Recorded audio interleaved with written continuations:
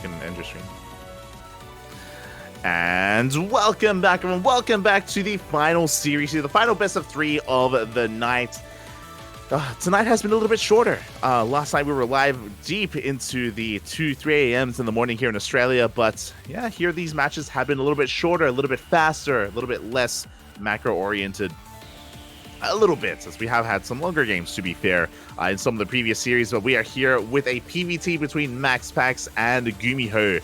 And is it time to do some math on stream? Okay. We have done the math. We have done the calculations. We carried the 2. And based on what we have seen here, it looks like even with that win, Showtime cannot make it out of the group. Showtime cannot make it out of Group A. Trigger and Showtime will be bowing out. Meanwhile, it all comes down to this. If MaxPax wins, he gets out of Group A. If GuMiho wins, he gets out of Group A.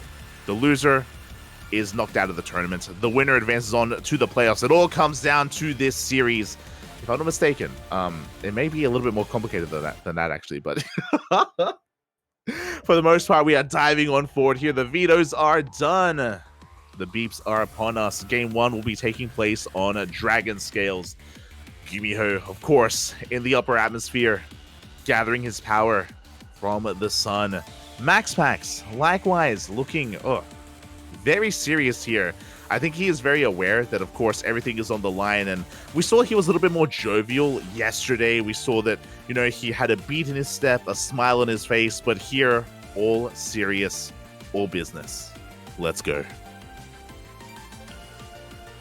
As spawning in the bottom right-hand corner of Dragon Scales, we have the South Korean Terran player, currently teamless, but so close to making it out of this group. The Red Terran, it is GuMiho.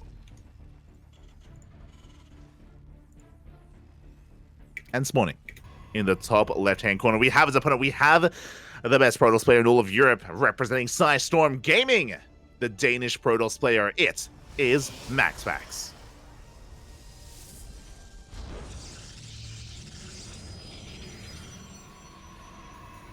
Oh my. Let's go. I don't want to be a broken record, but whenever we bring up GuMiho, you know, we have to talk about how unusual of a player he is, and he's going for a pseudo proxy Rax. Technically on his half of the map, sure, it's a little bit closer, and that means that the Reaper will get across the map faster, yes, but, you know, not very committed here from GuMiho. Earlier, we were talking about how even if you scout and even if you see the lack of racks, it doesn't mean it's being proxied. Terran players that have been known to throw down the Raxes further back in their main, or hidden in the natural, or hidden in a third base location. That is the point here, is that when the probe goes for the scout, GuMiho is hoping for an overreaction, when really, the Rax is closer than you may think. And there it is. MaxPax, he starts a Zealot. He is taking this very seriously back at home, making sure he doesn't get bamboozled. He's double checking the main. He wants to make sure that the Rax isn't hidden further back in the main base, and he may even check some of the closer locations, but no, he gets locked in. He can't scout. GuMiho, a little bit inefficient, but he does start that depot here just so he locks the probe in, just so MaxPax can't confirm anything. The plays, papi. Let's go. Meanwhile, the Zealot is staying back at home again. This did delay the initial units, or the, of course, follow-up unit of his opponents. The probe does get shut down, and the Reaper revealed itself. Now MaxPax knows, oh, okay, like, everything's normal. The Reaper, because it came back home, shows us that it wasn't proxied across the map, and MaxPax can get back to normal. Can focus on his build. Meanwhile, he has to make use of his army. He's got a Zealot, so we gotta make sure it gets some value. He's moving out across the map. The Zealot is going to be tanking shots for the Stalker, and MaxPax is going to be threatening the natural base, and soon the main of GuMiho. Meanwhile, this was a double gas opener, of course, from GuMiho, for a faster factory, for a faster starport. Zealot has arrived, and is going to be taking some hits. The Widowmine does burrow, and is going to be able to take down at least the Zealots. Oh, actually, has to get a little bit closer. And there we go. Is going to zone MaxPax away. As GuMiho gets into his 1-1-1, working already on that medevac across the map. MaxPax getting his natural up and running. His tech of choice is going to be a Stargate, not a Twilight Council. Even though MaxPax, he is known for his Blink Stalker control, for his 4-gate Blink Stalker as well. He has taken down many a good Terran player with it. He's opting not to go for it here in the first game. Phoenixes are in production. The Reaper does avoid the clutches of the Stalker, and as a result, GuMiho, he's looking for that scout, looking to dip into the main, but MaxPax is waiting for it. He's waiting to deny the Reaper. Across the map, GuMiho gonna try to scout, is gonna lose the Marine. Gonna try to expand, sorry. He's gonna lose the Marine in the process. He's bringing everything else forward. Reaper runs past the Stalker, gets into the mineral line, and even disrupts it a little bit. Gets eyes on the tech, the Stargate, the Phoenixes, and the additional Phoenixes on the way. As the mine drop is coming in and up! Two of them do get lifted. A Stalker goes down, but only a Stalker, as the rest of the mines should be cleaned up. There's potential here in this drop, but alas, it won't really get too much done. Medevac is gonna barely escape, though. Gets away from those Phoenixes. I can't say the same about this Widow Mine, though. Oh, or can I? Widow Mine is gonna go down. It was a big investment from GuMiho, so not the best trade here from him. Meanwhile, the Raven is going to be the key target for these Phoenixes as GuMiho starts moving out across the map. He's got a second Raven on the way as well. Going for a Vanilla Marine Cyclone push. Interesting. A very unorthodox push is going to be slowed down. MaxPax has eyes on it, and yeah, he's just going to harass it as it makes its way across the map. The Raven actually breaks free from the rest of the army and is going to be going for some auto-tart harass instead. Interesting. Back at home, MaxPax is getting his third base up and running. We have a Robotics Bay on the way for Colossus production. Before we can get there, GuMiho wants to push in. Again, this army is looking quite small. Almost loses some Marines. Again, I do think the goal here is for GuMiho to try to draw the attention of MaxPax away from his main base as the Raven is coming in for some harass. Yeah, GuMiho is just posturing. And in comes that Raven. A couple of probes are going to go down. We do have another auto turret. The Raven will fall. But we get 5 probe kills. 6 probes, not bad. 6 is not bad. Is it worth a Raven, though? Like, Raven's a pretty expensive unit, so... Again, less than ideal here for GuMiho. As he does back off, MaxPax is getting his third base up and running. Colossus production has commenced. And the Phoenix Colossus is well underway.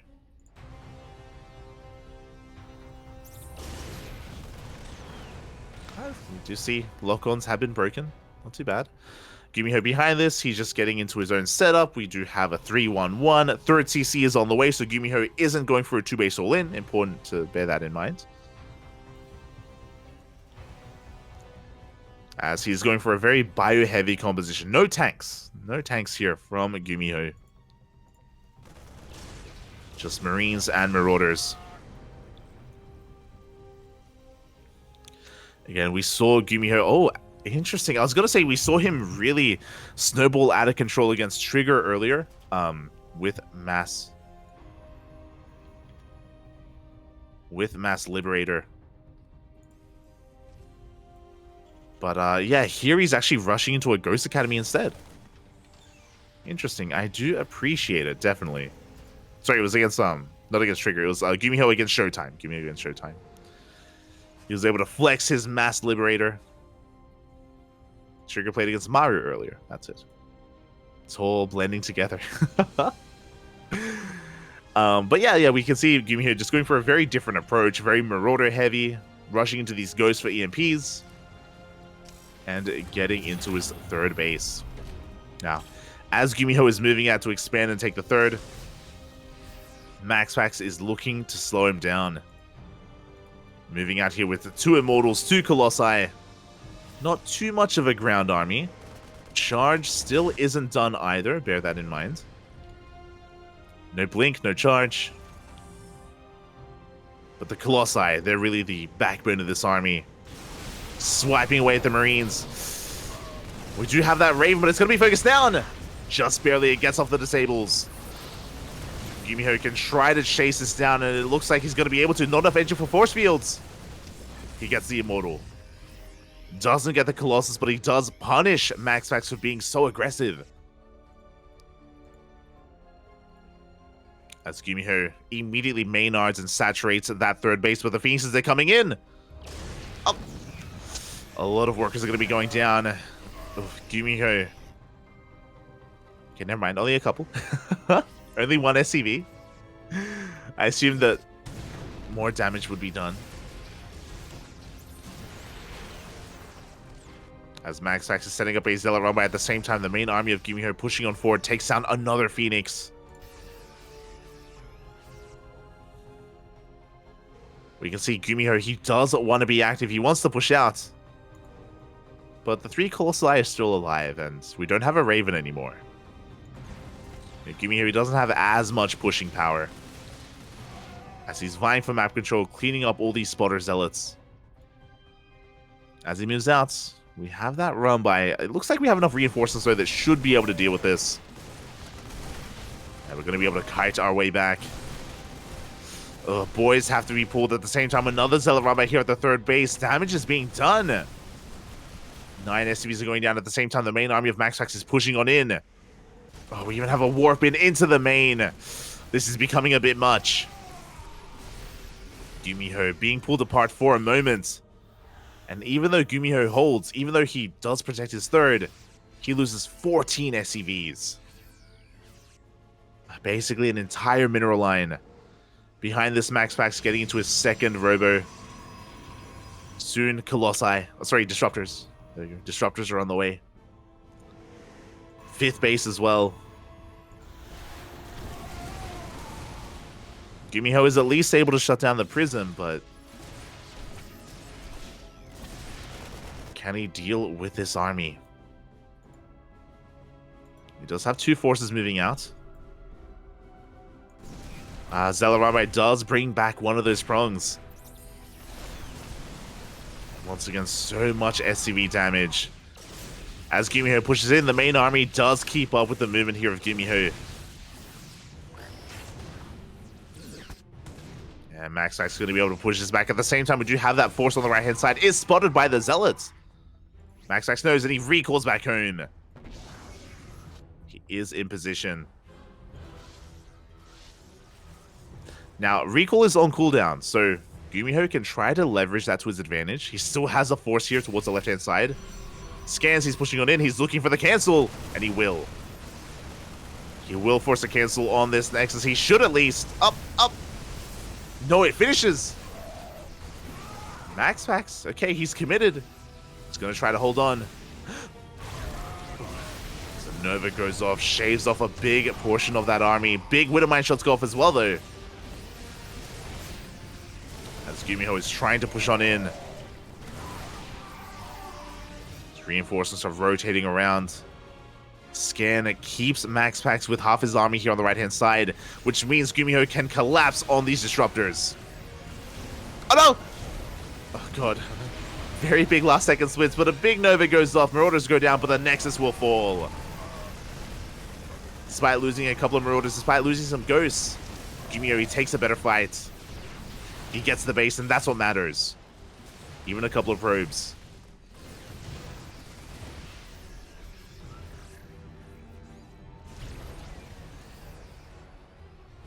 MaxPax is on the back foot. You can see GuMiho rotating around towards the right-hand side. That is spotted by this observer.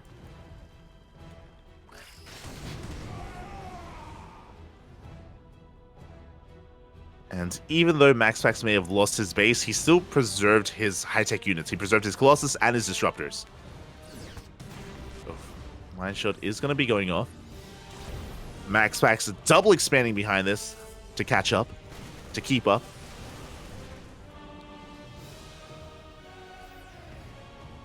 And again, this observer is working wonders here for MaxPax, just keeping tabs on the army constantly.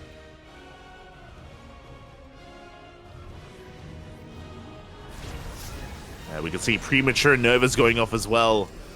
Just reading the movement here of GuMiho. But as GuMiho keeps this army busy, we do have that force on the right-hand side. Is going to be spotted. MaxPax, he is being pulled out of position because over on the left, GuMiho, he's pulling him apart. Not quite. I was like, GuMiho, he can push in. He could. But alas, is being distracted by the Zealot run by. Again, it's just a big positional battle between these two players.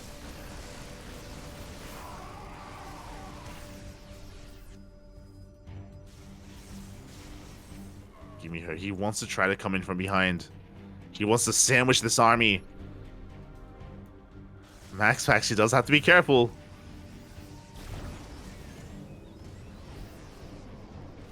As GuMiho is baited into that stem, and here we go. He's coming in from multiple angles. Novas, they go off decent connections, but even better splits. Oof. Vikings are going ham. One Colossus, the second Colossus falls. And GuMiho is pushing on up this ramp. Does he have enough though?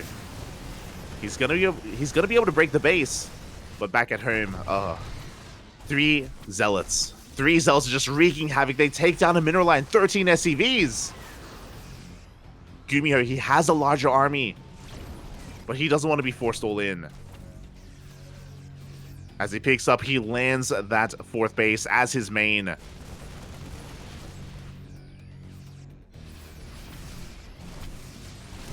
GuMiho being forced back. The Zealot Ramba is just a massive thorn in his side.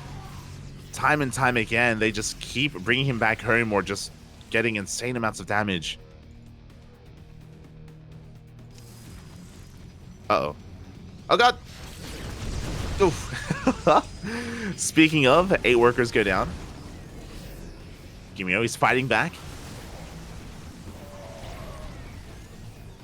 Is trying to fight back. Once again, another Zealot Rambai is intercepted. GuMiho trying to come in from multiple angles, but he has been bleeding out a lot.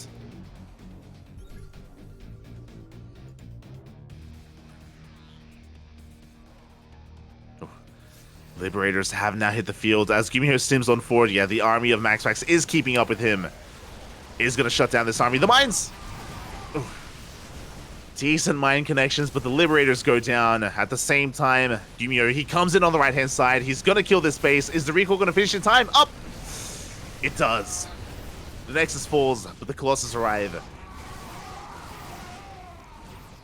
But at the same time, yeah, MaxPax is being pulled apart left and right. He cannot keep up with the multi-pronged aggression of GuMiho. GuMiho is just too quick. It's too much. As MaxPax is knocked down to 3 bases. Really only 1 base mining. Oh my god. Meanwhile, massive connections. MaxPax is fighting back.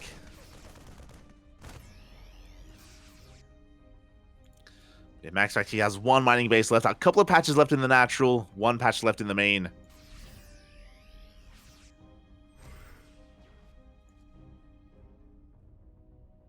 This is still anyone's game, though. The reality is that even though MaxPax's economy is crippled, likewise, so is GuMiho's. He lost a lot of workers, and he hasn't been rebuilding them. He hasn't made an SCV in quite some time. GuMiho's pretty all-in. And on top of that, these disruptors, they can make or break a fight for MaxPax. If we get some big Novas, then that'll change everything. And here we go. MaxPax is pushing in. He's going to lose another base, but I don't think he cares. Not anymore. The most crucial, the most important mining base here of GuMiho is going to go down. This is his main, by the way. He's going for the base trade. He's had enough. He knows he cannot deal with this army. As GuMiho, he catches transferring workers. He finds another base here. Oh, these probes, no, get away! No! The probes are going to be going down. He scans, making sure there's no hidden base. As GuMiho is just crippling the economy here of his opponents, and MaxPax turns around. He does turn back around. He doesn't want to commit to the base trade, and GuMiho, does he stand and fight? How can he? Oh no! Oof. Yeah, the Novas are just too good. GuMiho being forced back. He does have a second army that's coming in. He could try to flank this. He can set up the surround. Good splits against the Novas. And it looks like he's barely going to maybe get a Colossus. No, he doesn't get it. The surround didn't work. Oh, as the last Viking goes down, the Colossus survive. And once again, GuMiho has to back off. But we're 2 base versus 2 base. And GuMiho, he has some reinforcements. He's still in this. He can still take a fight. MaxPax long distance mining. It's all he can do. But at this point, MaxPax, he's snowballing out of control. Shaving off Marines and Marauders every single fight, and it's just too much. GuMiho is running out of steam. It went down to the wire. GG gets called, and MaxPax will take game number 1. Whew. GG, well played. Oh my god. There were definitely moments for both players. Big moments. We saw that MaxPax was having a hard time keeping up with the positioning of GuMiho.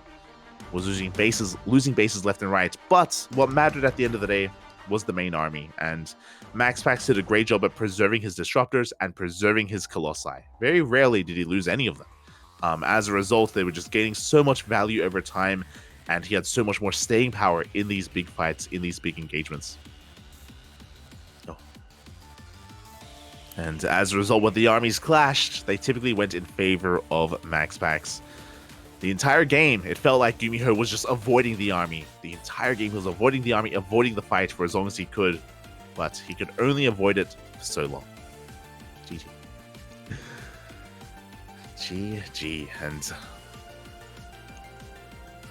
with that, we do see MaxPax with a sigh of relief. As a reminder, the winner of this series makes it out of the group. The loser doesn't.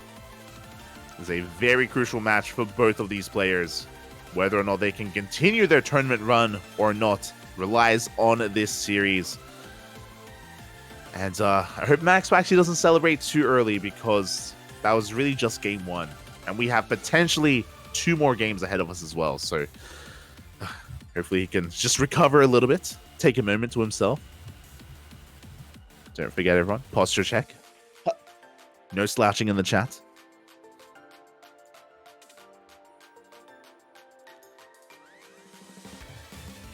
Here we go. Potentially the final game of the series.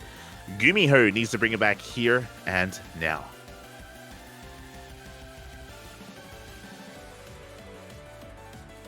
Maru kind of hopes. Yeah, I think there is a world where maybe Maru gets worse seeding or doesn't make it out. I think. We can delve into that later.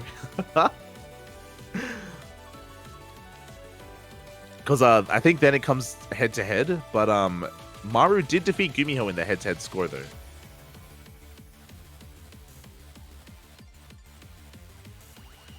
Regardless, here we go.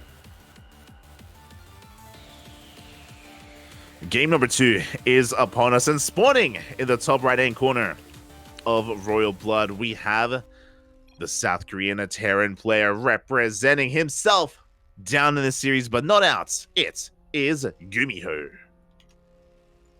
He needs your love. He needs your support. He needs you in the chat to bring it to the ace match. And spawning in the bottom left-hand corner, we have his opponent. We have the Danish Protoss player representing Storm Gaming, 1 game away from advancing on in this group. It is MaxPax.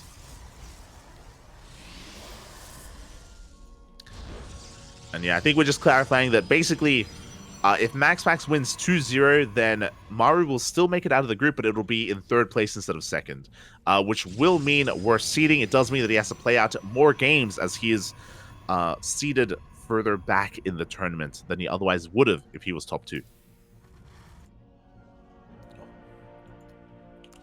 But I want to believe. I want to believe that we can get an ace match. I want to believe that we can go the distance.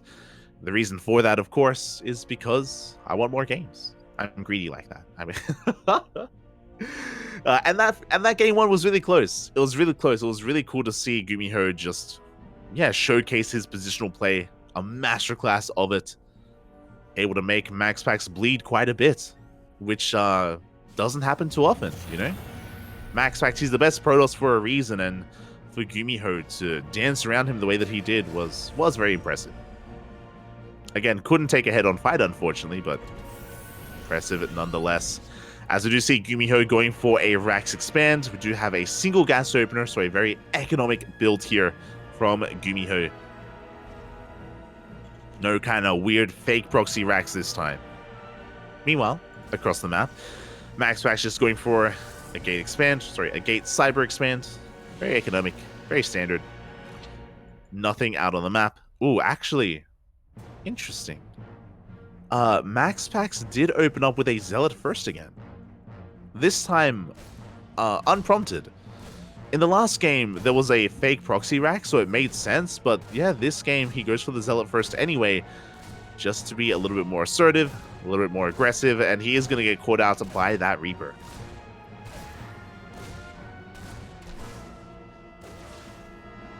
Here we go. See the chat. Who's putting on this tournament? SC Boy. SC Boy, they are the organizers. They are the people behind World Team League. They're the people behind Kung Fu Cup and also Masters Coliseum as well. And it is sponsored by all the WTL sponsors. Hypergriff, TGI Fridays, Taidu, Rio de Janeiro, and Doyu. Of course, Doyu. Beautiful. Meanwhile, we did go for a Marauder first. Going to try to catch these units. Going to catch the Zealot at least, but not the Adept. The Adept should be able to escape. The Zealot as well, actually. Oh! Oof. As MaxPax does snipe the Reaper. Very nice pick off here from MaxPax. Bearing in mind that GuMiho has no idea what's going on. He hasn't scouted at all. And with the death of that Reaper, he's not going to scout. He's in the dark. Behind this, it's a 3-Rax. A 3-Rax build here from GuMiho. Going up against a Stargate opener is ideal for GuMiho. Phoenixes, they are not really built to deal with Mass Marine. But GuMiho, he doesn't really know how much he has to invest into Marines or into Marauders. If this was a Blink Stalker opener, then we would need more Marauders instead to go toe-to-toe with the Stalkers themselves. GuMiho is in the dark for now.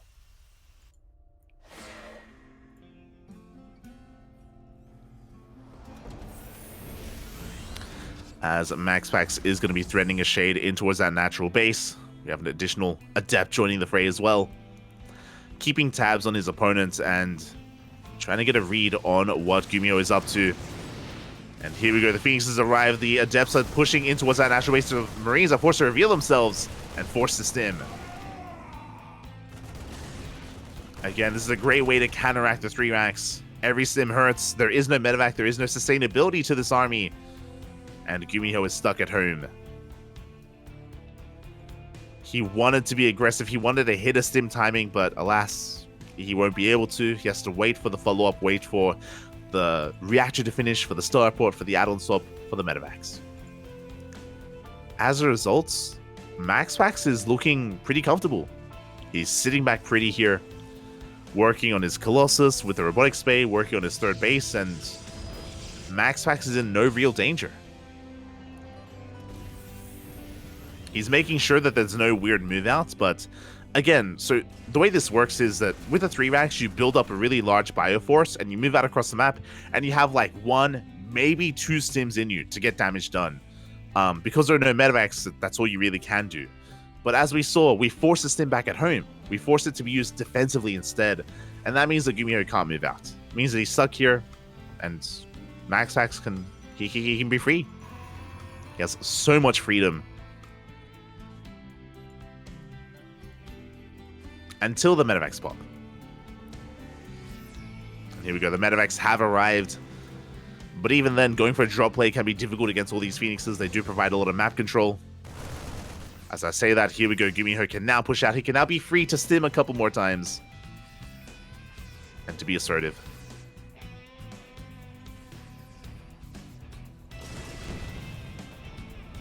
SCV does go down.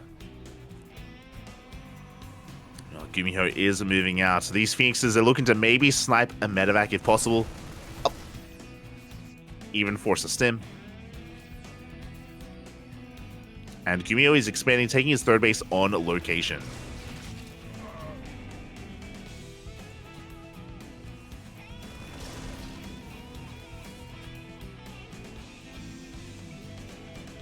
And as MaxPax dances with the army, it looks like we have reinforcements being sent across the map. MaxPax, he does have his first Colossus soon about to hit the field.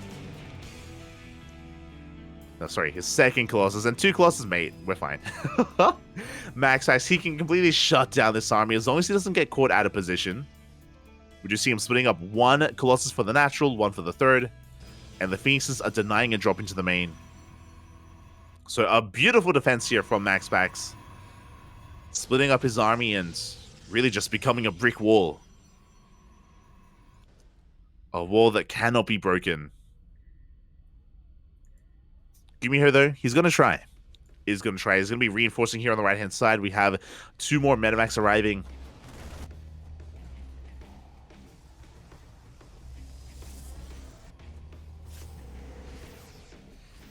God, but the gateway explosion is upon us. MaxPax getting ready to support this army with charge lots, with Archons, with anything and everything.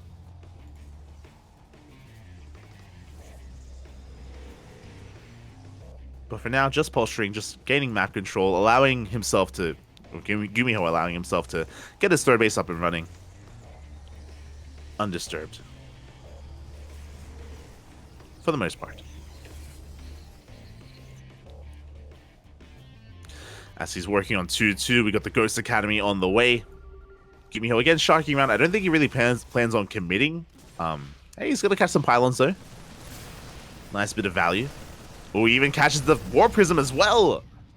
Very nice pickup here from GuMiho. Again, being active on the map, even though he wasn't really threatening a push, does pay off so well for him. Taking away the vision, the scouting, and the aggressive potential of MaxPax. The aggression of MaxPax, I should say. As he's finally going to be moving out on the left-hand side at least. Oh, he's going to lose the Phoenix.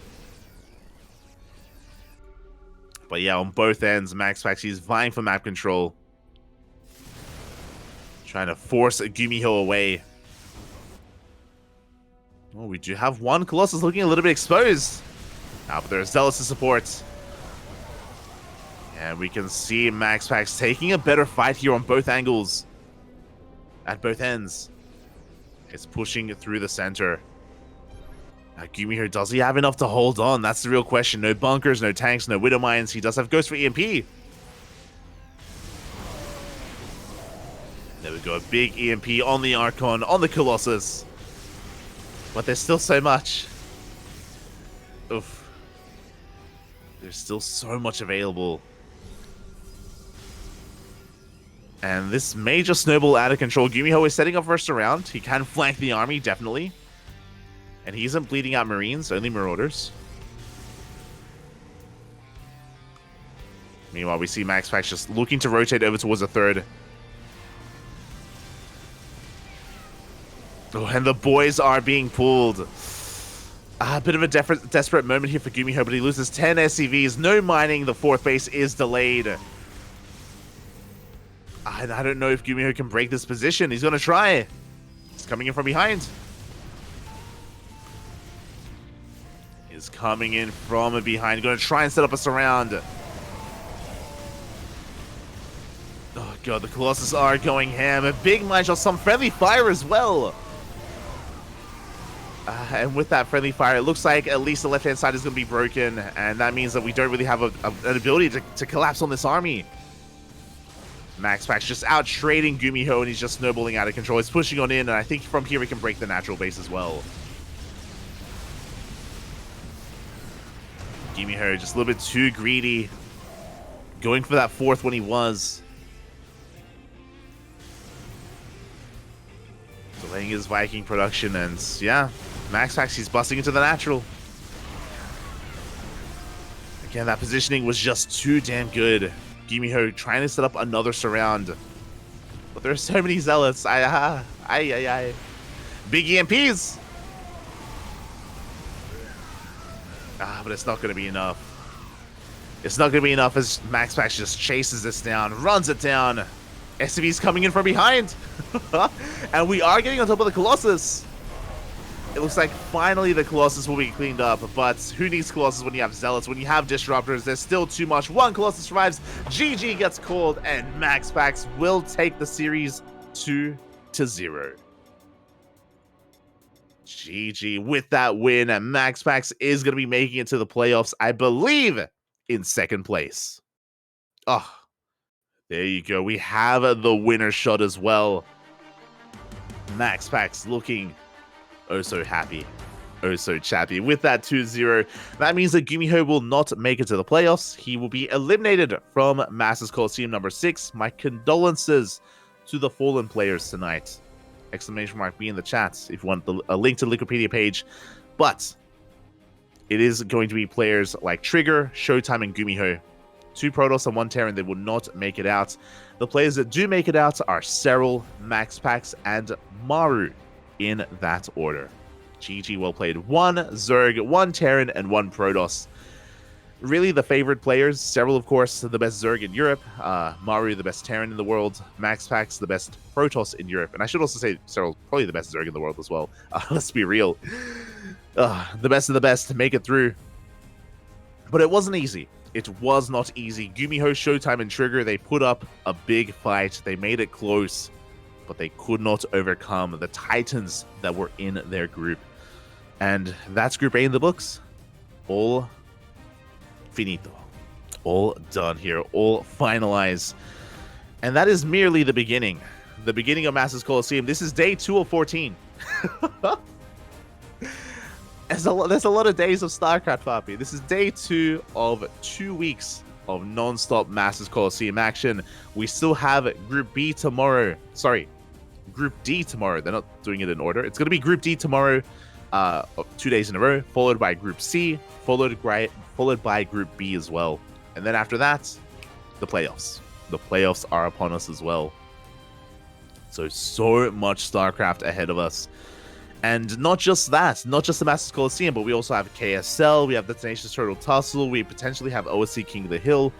There's a lot of StarCraft happening on the CranKy Ducklings, and you can be a part of that if you follow the channel. If you follow us here on Twitch, on Twitter, on Facebook, on Instagram, on YouTube, or even on Discord. Pick your poison. Where do you want to be notified when the Ducklings go live? Up to you. Up to you to decide. GG, well played. A great day of StarCraft tonight. Amazing matches were had. I still think the highlight for me was GuMiho versus Showtime when he went Mass Liberator. It was beautiful. It was quite something. It was quite something. I haven't seen anything quite like that in a while. So if you missed out on the VODs or if you missed out on some of these matches, I highly recommend checking them out on Twitch, on YouTube eventually as well. So definitely check it out. I know watching the VOD, it's not the same as watching it live. It's, you know, the game's already happened. It's not the same feeling, but I recommend it. Definitely recommend it. If you're unsatiated and if you want some more StarCraft inside you, we got you covered. Outside of that, a massive shout out to Kuro as well. Kuro has been handling the production behind the scenes, working on all of the transitions, on making sure that everything is up and running, and that we have someone on the European region so we can actually cast games. So thank you so much, Kuro. I appreciate it. She's going to be here alongside us for the next couple of days, and we may even get some Kuro casting later on as well. It could happen. It could happen. Asher and Yaku will be joining us in the coming days over the weekend, so I won't be alone. Thankfully, I'll have someone else to keep me sane and to keep me away from the madness. Thank you. I look forward to it. And I hope everyone in the chat enjoyed themselves. Hope everyone in the chat did have plenty of fun. And yeah, outside of that, yeah, we're done for tonight. We are done for the night. If you want some more StarCraft, we're going to be live in less than 24 hours on this channel, on the CranKy Ducklings. Let me just check for a moment. Yes, with Masters Coliseum Group D. Group D, less than 24 hours. Be there for it. If you're interested, who is in Group D? We have Lambo, Ryung, Cure, Cyan, DRG, and Dark. Dark as well. Let's go, Poppy. Let's go. A map of this time more Zerg players and Terrans, only one Protoss in Group D. Oh boy. So I wish the best to Cyan with those up and coming matches and be there for it tomorrow. Outside of that, thank you so much for watching. Thank you so much for your support. You can follow myself as well at light_VIP. I stream throughout the week. I was streaming earlier today, and I'll probably stream tomorrow as well. Just some cheeky ladder sessions, some ladder gameplay. Nothing too crazy, nothing too out of the norm. If you're only interested in StarCraft casting, CranKy Ducklings. CranKy Ducklings is the play. Oh.